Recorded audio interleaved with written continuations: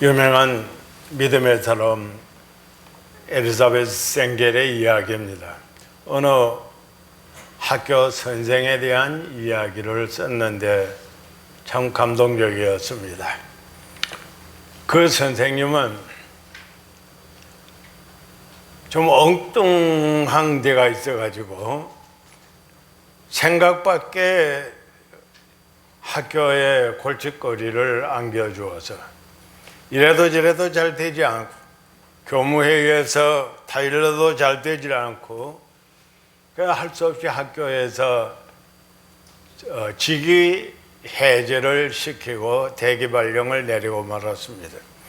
그러자 이 사람은 교직 생활에 자기의 모든 것을 걸고 싶었는데 엉뚱하게 되어졌기 때문에 다른 여러 학교에다가 원서를 냈습니다.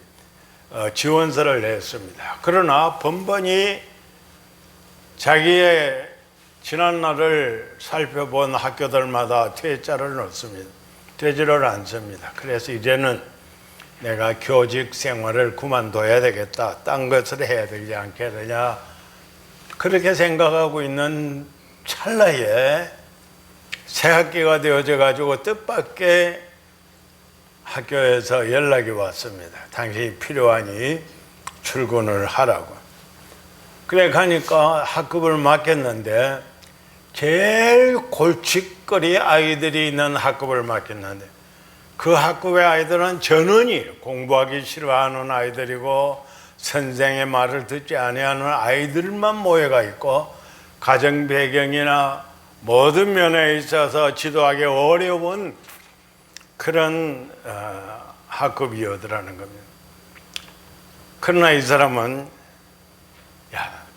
어떡하나 내 인생을 교직에다가 걸어야 되겠으니 이제 마지막 기회로 알고 한번 일을 해보자. 특히 내가 믿는 예수 그리스도는 그 마음이 어떨까? 예수님 앞에 골칫거리 학생이 있을까? 예수님 앞에 문제거리 학생이 있을까? 예수님 앞에 가난한 집 아이와 부잣집 아이가 차이가 있을까? 이런 걸 생각해 보니까 아니라는 겁니다. 그래서 예수님의 심장을 가지고 한번 아이들을 가르쳐 보기로 부딪힙니다. 그래, 애먹이는 아이들은 학교에 남겨가지고 개인 지도도 하고 그것도 잘 되지 않으면 가정 방문을 해서 집에 가서 또 타일러 보기도 하고 가장 어려움을 주는 아이는 가장 큰 관심을 가지고 가장 골칫거리 아이는 그리스도의 희생의 마음을 가지고 그 아이를 지도를 합니다. 그래서 학급이 점점 달라지게 되고 그 해가 마칠 때에 이 선생은 자기 생애의 최고의 해를 보냈다고 자부심을 가집니다. 이것이 체질화되어져 가지고 그 다음 해에도 더 학생들에게 정력을 쏟아서 가르치면서 자기에게 주어져 있는 그 사명을 그리스도의 정신으로 감당을 해 나가는 아름다운 모범을 보여줬다는 것입니다.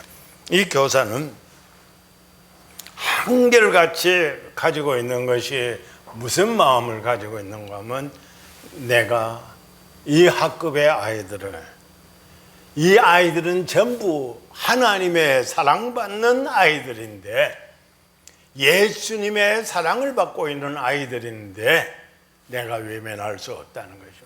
하나님이 사랑하는 아이라면 골칫덩어리가 없고 하나님이 사랑하는 아이를 내가 외면할 수는 없다는 것이죠. 내가 그 아이를 미워할 수는 없다는 것입니다. 이런 정신을 가지고 하나님이 나를 사랑하시고 하나님은 우리 아이들도 사랑하시는데 하나님의 사랑을 받고 있는 내가 어떻게 살아갈 것이냐, 이런 마음 가운데에서 교직 생활을 승리로 이끌어 나가고 있습니다. 이 세상에 가장 우수한 수학자들 몇 명이 모여가지고 어느 신학자하고 대담을 하다가 수학자들은 자기의 수학적인 논리를 가지고 모든 것을 따지고 공격을 하고, 그런 가운데에서 신학자가 이런 질문을 했답니다. 참 수학에 조예가 깊으신 분이니까 하나 물어보겠습니다. 말씀하십시오. 이 지구의 동에서 서까지 그 길이가 얼마나 되는 것입니까? 그러니까 이 수학자가 한참 노트에다가 놔놓고 계산을 하고 자기가 옛날에 배웠던 거 알았던 걸 총동원을 하는데 정확하게 그 길이를 잴 수가 없습니다. 그래서 지금 당장 잘 대답을 못하겠고 좀 후에 제가 연구를 더 하고 대답을 해드리겠습니다. 그 신학자가 이야기했습니다. 하나님의 세계에는 하나님이 우리의 죄를 용서하는데 동이 서에서 먼 것처럼 멀리 옮기신다고 그랬는데, 당신이 하나님의 세계를 알 수 있습니까? 하나님의 사랑의 높이, 하나님의 사랑의 깊이, 하나님의 사랑의 길이, 하나님의 사랑의 넓이를 당신이 계산할 수 있다고 자신합니까? 고명한 수학자가 겸손히 머리를 숙일 수밖에 없는 거예요. 하나님의 그 놀라운 세계를 인간의 좁은 두뇌로는 이해할 수가 없습니다. 오늘 우리 성경은 이렇게 말씀합니다. 그러므로 사랑을 받는 자녀같이 살라는 거예요. 그러므로 하나님의 사랑을 받는 자녀같이, 그리스도께서 너희를 사랑하신 것 같이, 하나님의 사랑을 받는 자녀같이, 그리스도께서 너희를 사랑하신 것 같이, 우리가 여기에 하나님의 사랑, 그리스도의 사랑을 생각할 때 우리 가슴이 참 찔려오면서 뭐라고 어떻게 감사를 해야 될지 모릅니다. 예수님은 우리를 사랑하시기 위하여서 하늘의 영광을 포기하셨습니다. 낮고 천한 이 땅 위에 추한 세계에 오셨습니다. 예수님은 이 땅에 오셔서 극히 가난해지셨습니다. 예수님 스스로 말씀하시기를 인자는 머리 둘 곳도 없다. 공중에 나는 새가 깃들일 곳도 있고 저 산에 여우도 굴이 있지만은 나는 머리 둘 곳이 없다고 말씀을 하십니다. 그만큼 가난하여 지셨고 마지막에는 예수님이 운명하신 다음에 묻힐 곳이 없습니다. 사람들마다 다 자기의 무덤을 가지고 있고 가족 무덤을 가지고 있는데 예수님은 묻힐 곳이 없으니까 아리마대 사람 요셉이라고 하는 사람의 무덤을 빌려서 장사 지나는 바가 될 정도로 가난해지셨습니다. 왜 예수님이 이렇게 가난해지셨느냐 하는 겁니다. 성경은 말씀하기를 나를 부유하게 만들기 위하여서, 나를 부자 만들기 위하여서 예수님은 대신 가난해지셨다는 것입니다. 고린도후서 8장 9절입니다. 우리 주 예수 그리스도의 은혜를 너희가 알거니와 부요하신 이로서 너희를 위하여 가난하게 되심은 그의 가난함으로 말미암아 너희를 부요하게 하려 하심이라.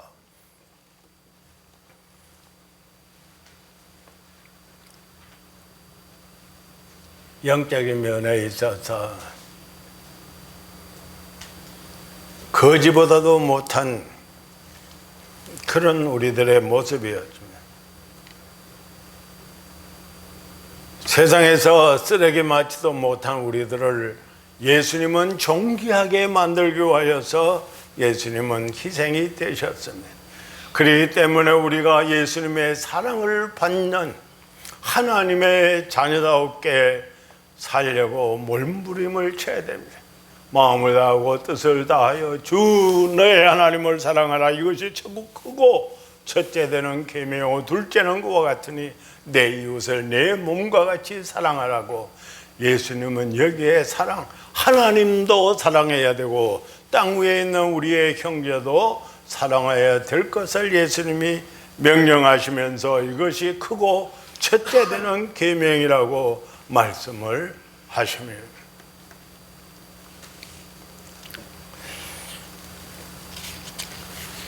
스탈린이 통치하던 때에 러시아에 보리스 콤펠트라고 하는 유대인 의사가 그게 이민을 왔는지 어떻게 되었는지 아무튼 그 땅에 살고 있었는데 스탈린에 대하여서 어떤 좀 좋지 않는 이야기를 했나 봐요.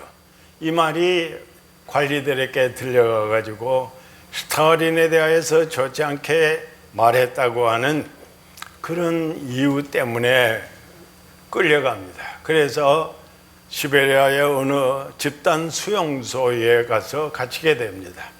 그러나 이 사람이 의사이기 때문에 이 집단 수용소 안에서도 의사로서 활동할 수 있도록 했습니다. 그런데 이 사람에게 하나의 골칫거리가 있습니다. 예수 믿는 사람들 중에 하나가 자기를 만나기만 하면은 예수 믿으라고 전도하는 겁니다.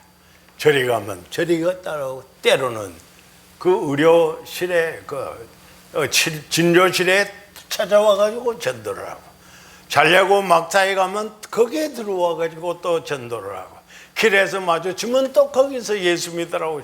이 사람이 그냥 막 예수 믿는 사람이 골칫덩어리여서 견디지를 못합니다. 그런데 하나님의 성령의 감동으로 피할라야 피할 수 없이 자기가 예수님을 구주로 영접하게 됩니다.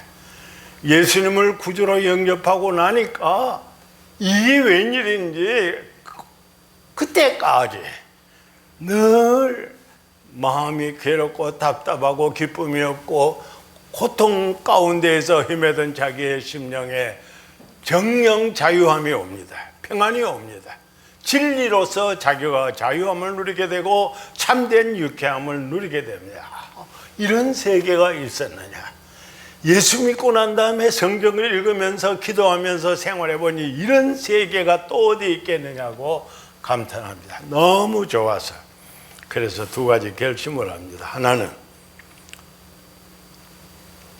내게 이 하나님의 사랑, 예수님의 사랑을 알게 해 주셨으니 나도 이 사랑을 다른 사람들에게 나누어 줘야 되겠다. 또 다른 하나는 내게 그 끈질기게 내가 거절하고 귀찮다고 그냥 물리쳤는데도 불구하고 끈질기게 내게 전도하던 그 기독신자처럼 나도 다른 사람에게 복음을 전해서 다른 사람을 예수 믿도록 해야 되겠다. 그렇게 두 가지 작정을 합니다. 어느 날 진료실에 앉아가지고 환자들 명단을 쭉 들적이던 이 사람이 분명히 암으로 지금 거의 다 죽어가는 사람을 수술 명단에 넣어야 되는데 아마 관리들이 뇌물을 먹고 했는지 어떻게 했는지 이 사람을 수술 명단에서 빼버렸습니다. 그러나 이 사람은 의사의 양심상 이 사람을 수술을 해야 되겠다고 자기가 스스로 결정합니다. 이것은 그리스도의 마음이라는 겁니다. 그래서 이 사람이 그 암 환자를 갖다 놓고 수술을 해서 모든 암을 도려내고 이제는 회복기에 이르게 됩니다. 이 사람이 이런 일을 했다는 소식이 상부에 들려지게 되자 규정 위반이라고 죄목을 붙여가지고 이 사람에게 엄중한 벌을 주는데 사형을 집행하라고 하는 이런 명령이 떨어집니다. 그 수용소 규칙이 굉장히 엄격했던 모양입니다. 어느 날 저녁에 이 의사는 콤펠트는 자기가 수술한 그 젊은이 암 환자의 침상 곁에 앉아가지고 그 손을 잡고 밤새껏 전도합니다. 내가 건강해도 예수님 믿어야 되고 병 중에서 죽어도 예수님 믿어야 되고 밤새껏 이 사람을 붙잡고 기도하고 성경 읽어주고 또 기도하고 축복하고 밤새껏. 그래서 이 사람이 새벽녘에 예수님을 구주로 영접합니다. 그리고 해가 뜨자 이 콘필드 앞에는 사형장이 기다리고 있었습니다. 사형장에 끌려 나와가지고 죽음 직전에 행위들이 물어봅니다. 당신이 결정한 데에 대해서 후회를 하지 않느냐? 후회가 없느냐? 이렇게 묻습니다. 그때 콘필드가 대답하기를 그리스도 안에는 결코 후회하는 일이 없습니다. 내가 그리스도 안에 있기 때문에 나의 생활에 내가 한 결정에 대하여 이것이 하나님 기쁘시게 하고 그리스도를 기쁘시게 하는 일이라면 후회하지를 않는다는 것입니다.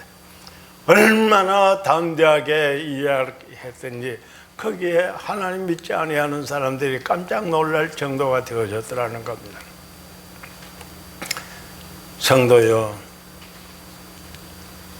하나님께서 여러분들을 이 교회의 성도로 삼으신 것을, 부르신 것을 후회하시지 않습니다. 우리가 하나님의 말씀을 저버리고 예수 그리스도를 그 피를 부정한 것으로 발로 짓밟지 않는 한 하나님은 우리를 하나님의 사람으로 선택한 사실에 대하여 후회하시지를 않습니다. 로마서 11장 29절에 성경이 말씀하기를 하나님의 은사와 부르심에는 후회하심이 없느니라. 하나님이 내게 은사를 베풀어 주셔놓고 공연히 주었다. 후회하시지 않는다는 겁니다. 하나님이 나를 불러가지고 이렇게 저렇게 직분을 주시고 하나님이 후회하시지 않는다는 것입니다. 우리는 목사로서 사역을 할 때 때로는 시행착오를 할 수 있습니다. 그러나 하나님께서 나를 목사로 부르신 그 사실은 후회하지 않습니다. 하나님께서 우리 장로들을 세워가지고 당회를 구성하셨는데 때로는 당회가 행정에서 시행착오를 할 수도 있습니다. 그러나 하나님께서 이 사람들을 장로로 세우신 그 사실에 대하여 하나님은 후회하시지를 않습니다. 우리가 잘못하면, 우리 사역자들이 잘못하면 우리 하나님께서 참다가 기다리시다가 안 되면 회차리를 들어서 종아리를 쳐서 돌이키게 하실지라도 우리를 부르시고 우리에게 은사를 베풀어 주신 사실에 대하여 하나님은 후회하시지를 않습니다. 그러기에 우리는 하나님을 찬양하는 것입니다. 하나님의 은혜가 얼마나 감사하십니까. 우리 부모들은 종종 육신의 부모들도 그런데 내가 어떻게 나와가지고 날 골치를 세겠느냐, 나오지 않았으면 좋았을걸. 이건 인간의 마음이죠. 인간의 쓸데없는 생각이죠. 하나님은 아닙니다. 하나님은 여러분들을 불러서 하나님의 일꾼 삼으시고 성도 삼으시고 하나님의 자녀 삼으신 것을 어떤 경우에라도 후회하시는 일은 없으시면 하나님은 끝까지 참으시고 우리 하나님께서는 끝까지 기다리시면서 우리가 하나님의 자녀답게 살기를 원하고 바라십니다. 우리는 하나님의 사랑을 받은 사람에게 성경은 이렇게 말씀합니다. 너희가 전에는 어두움이더니 이제는 주 안에서 빛이라. 빛의 자녀들처럼 행하라. 8절입니다. 너희가 전에는 어두움이더니 이제는 주 안에서 빛이라. 빛의 자녀들처럼 살라는 것입니다. 어두움이라고 하는 것은 우주의 창조 질서가 생겨지기 전에 우주를 지배한 것이 어두움입니다. 그런데 하나님께서 창세기 1장 3절에 빛이 있으라 하고 명령을 하십니다. 그랬더니 빛이 생겨지니까 어두움은 다 물러가게 되어졌던 것입니다.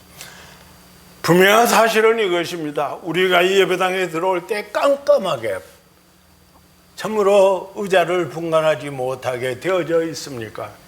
그러나 뒤에 있는 전기 스위치를 올리면 환한 밝음이 찾아왔다는 것은 어두움이 다 물러갔다는 것입니다. 분명한 사실은 여러분을 향하여서 성경은 세상의 빛이라고 말씀을 하십니다. 예수님께서 황송하게도 나를 향하여서 예수님이 명령하시기를, 말씀하시기를, 정의하시기를, 내게 대명사를 주시기를 너희는 세상의 빛이라, 이러한 대명사를 주셨습니다. 예수님이 마태복음 5장 14절에서 너희는 세상의 빛이라고 하신 이 말씀 우리가 들으면은 황송하기 그지없죠. 왜 그런 겁니까? 성경이 말씀하기를 에베소서 5장 8절 9절에는 너희가 전에는 어두움이더니 우리 어두웠던 사람들이라는 것입니다. 너희가 전에는 어두움이더니.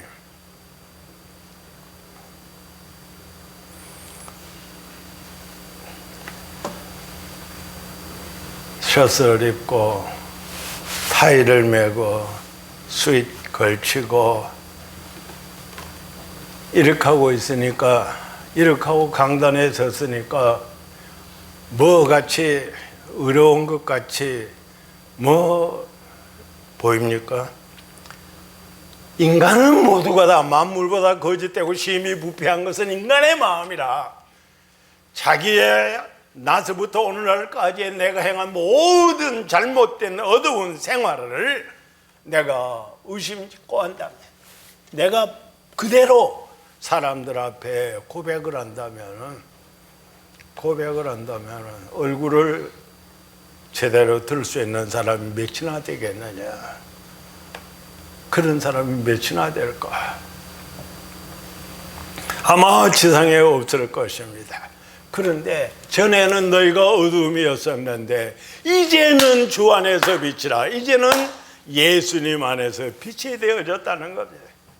그래서 우리는 감사한 겁니다. 예수님 안에서 빛입니다. 예수님 안에서, 예수님을 떠나서는 어두움입니다. 예수님 안에서 우리가 빛이 되어졌다는 것입니다. 그리고 빛의 열매는 착함과 의로움과 진실해야 돼. 이런 열매를 맺으라고 명령을 하고 있습니다. 우리는 지난날의 윤리적이고 도덕적인 모든 죄악을 벗어버려야 됩니다.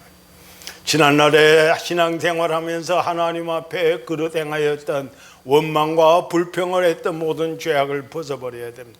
입으로 범죄했던 것도 우리는 낱낱이 그 입을 씻어 버려야만이 하는 것입니다.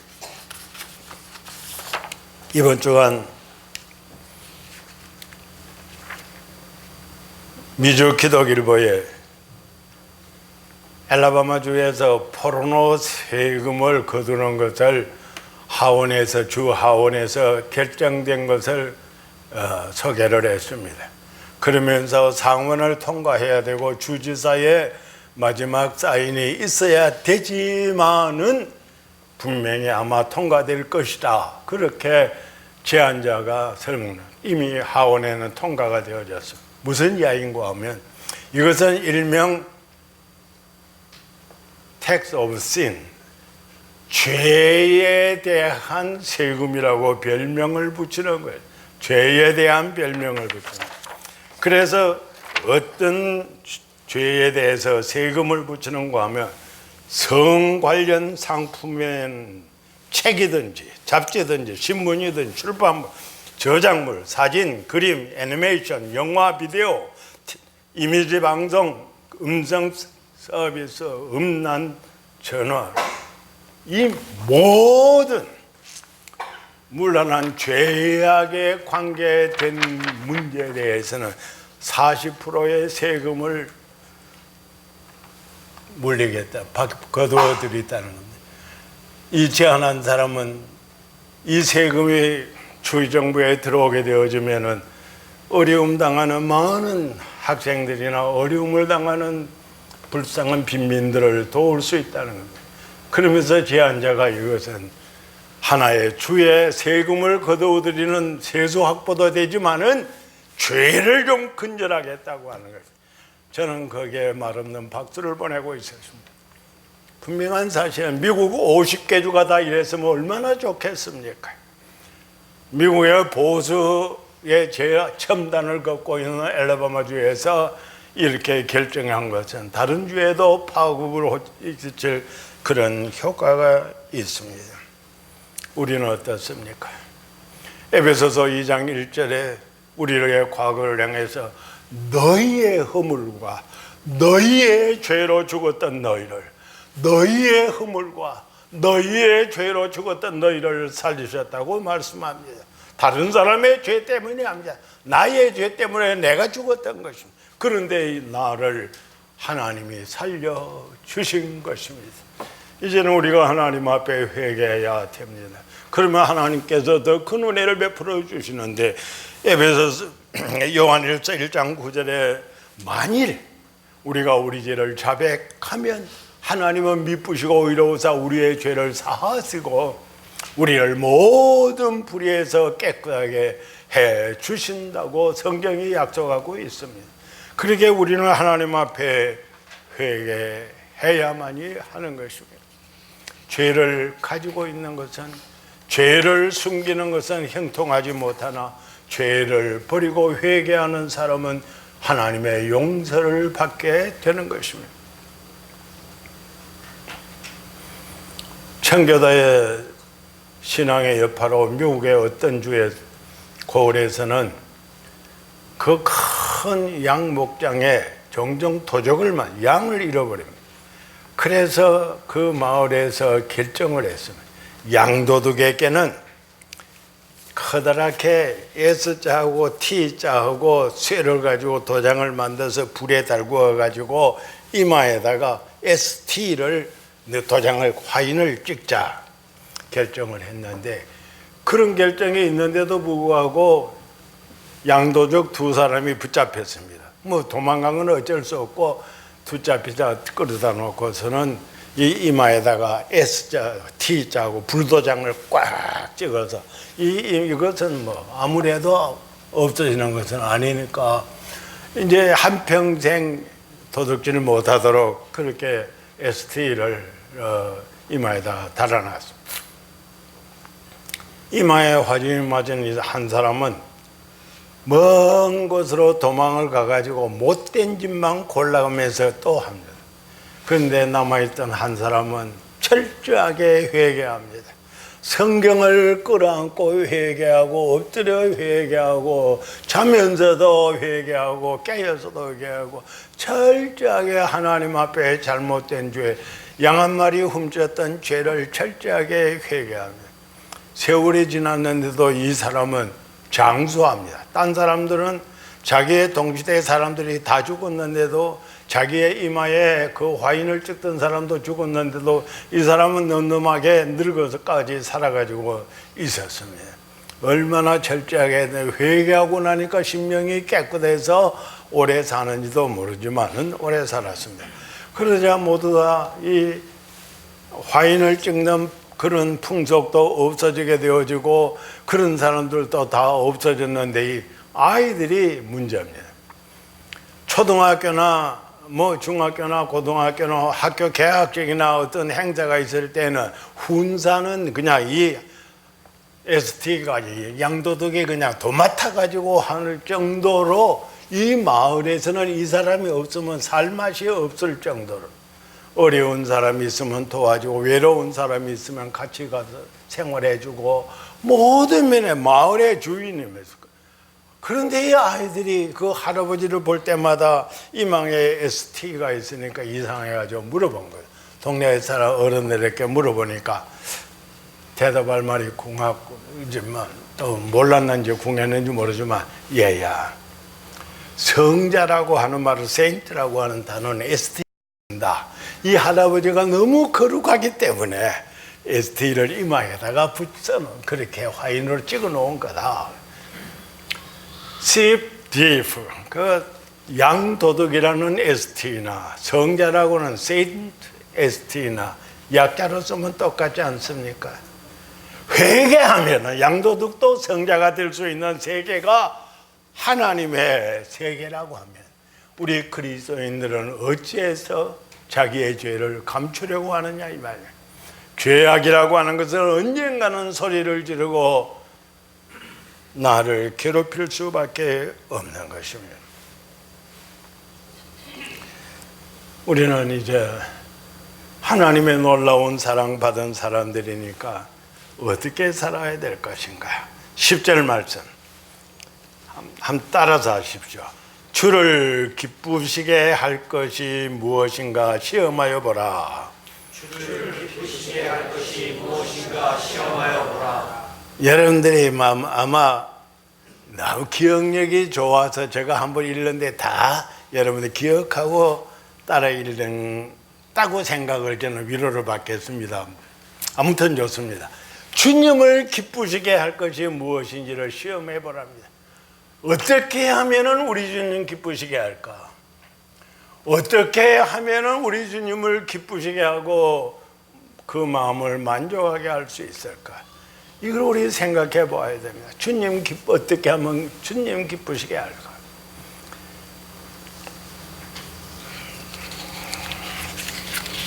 성도는 하나님의 자녀이기 때문에 하나님 기쁘시게 해야 돼요.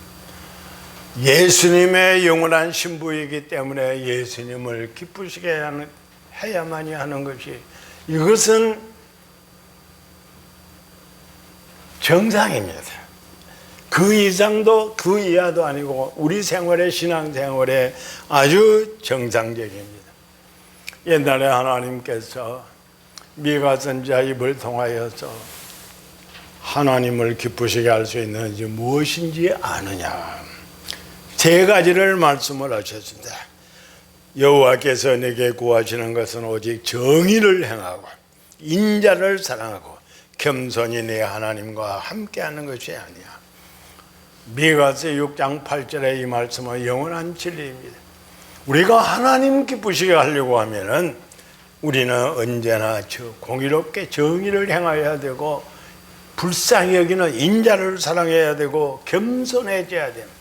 그러면 하나님 기쁘시게 할 수가 있습니다. 예수님 기쁘시게 하려면 어떻게 해야 될 것인가? 예수님 기쁘시게 하는 방법이 있습니다. 예수님이 70명의 전도인을 파송을 했는데 이들이 전도하러 다니다 이 마을 저 마을 전도하러 다니다 돌아와 가지고 보고를 합니다. 예수님, 우리가 전도하러 나갔더니 귀신들이 항복을 했대다. 병자에게 손을 얹어 그들이 나았는 것을 보았습니다. 막 굉장히 예수님 앞에 자기네들의 전도 사역에 승리한 모습들을 보여줍니다. 그런데 예수님은 성경을 읽으면 어떻게 말씀하는가 하면 누가복음 10장 17절에 예수님은 심히 기뻐하셨는데 성령으로 심히 기뻐하셨더라. 성령으로 예수님이 심히 기뻐하셨더라. 예수님의 기쁨은 어떤 기쁨이야? 성령으로 기뻐하셨습니다. 70명의 제자들의 세계에 성령께서 역사하셔서 귀신들이 항복을 하고 병자가 일어나는 영광스러운 역사가 성령으로 통하여서 일어나는 것 때문에 예수님이 기뻐하셨고, 이 제자들의 심령을 하나님의 성령께서 사로잡고 사용하고 계신다고 하는 이 사실 때문에 예수님은 심히 기뻐하셨던 것입니다. 오늘도 우리의 하나님의 백성들이 예수님을 기쁘시게 하는 방법은 무엇이냐? 하나님의 성령의 역사에 겸손히 순종을 하고 나의 고집이나 아집이나 인간성을 다 부어버리고 내 안에 하나님의 성령으로 충만해서 성령이 인도하시는 대로 따라가고, 하나님의 성령께서 내게 명령하실 때 하나님의 교회에서 죽도록 충성하며 섬기며 하나님의 역사를 이루어갈 때에 우리 예수님께서 가장 기뻐하시는 거예요. 내가 성령의 역사를 거역하고 성령께서 나를 이끄는데 거역하고 성령께서 나를 명령하는데 거역하고 사는 것은 예수님을 가장 괴롭히고 고통스럽게 하는 것입니다. 여러분의 심령 속에 매 순간마다 하나님의 성령께서 강력하게 역사하고 계십니다. 그 성령의 역사에 겸손히 순종해야 됩니다. 내가 기도할 때 성령이 역사하고 성경 읽을 때 성령께서 내 마음에 오셔서 역사하십니다. 내가 교회 봉사할 때 성령께서 역사하십니다. 그런데 그 역사를 거역해서는 안 됩니다. 겸손히 순종할 때에 우리는 예수님을 기쁘시게 하는 사람이 될 수가 있다는 것입니다. 말을 마쳐야겠습니다.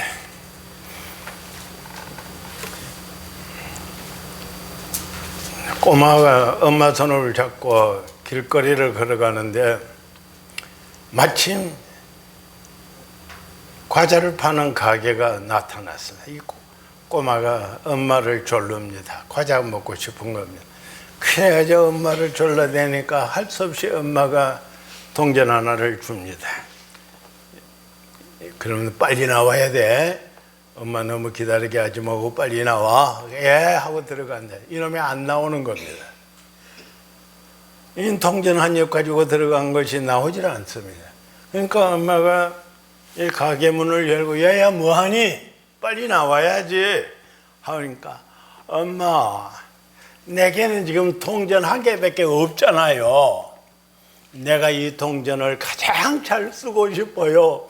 이거 가지고 아무거나 쓸 수는 없잖아요. 가장 잘 쓰고 싶은 거예요. 그러고 있다는 겁니다. 여러분, 하나님께서 여러분들에게 하나뿐인 인생을 주셨습니다. 오직 하나뿐인 인생을 여러분에게 주셨는데 가치 있게 살아야 되지 않겠습니까? 하나님 기쁘시게 하면서 살아야 되지 않겠습니까? 성도들에게 유익을 주면서 교회에 덕을 세우면서 살아야 되지 않겠습니까? 만약에 인생이 두 번 있고 세 번 있다면 한 번 실패해도 다음에 또 기회가 있을는지 모르지만 나의 한 번밖에 없는 인생 실패하면 이젠 그것으로서 끝나는 것입니다. 여러분에게는 하나님의 기회를 주셨습니다. 앞으로 여러분들이 세상 떠날 때까지 인생을 어떻게 살 것이냐는 가장 중요한 과제인 것입니다. 하나님의 사랑받은 자녀다웠게 하나님의 사랑을 한 몸에 받고 예수 그리스도의 희생적인 사랑을 한 몸에 받고 사는 그런 사람처럼 멋있게 한번 살아가라는 것입니다. 어떻게 해야 할 것인가? 여러분 각자가 기도하면서 결정할 문제인 것입니다. 오늘 하루도 내가 어떻게 살아야 주님 기쁘시게 할 것입니까? 나의 금년 1년을 어떻게 장식해야만이 주님을 기쁘게 할 것인가?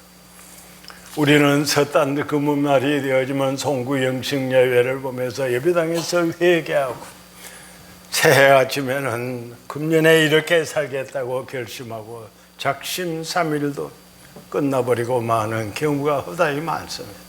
우리는 1년 365일 매 순간마다 하나님의 사랑받은 하나님의 자녀답게 예수 그리스도의 희생의 사랑으로 오늘의 내가 있는 이 놀라운 현실을 발견하고 하나님의 사랑받은 자녀답게 멋있게 살다가 하나님 앞에서는 여러분들의 생애가 되기를 예수님의 이름을 받들어 축복합니다.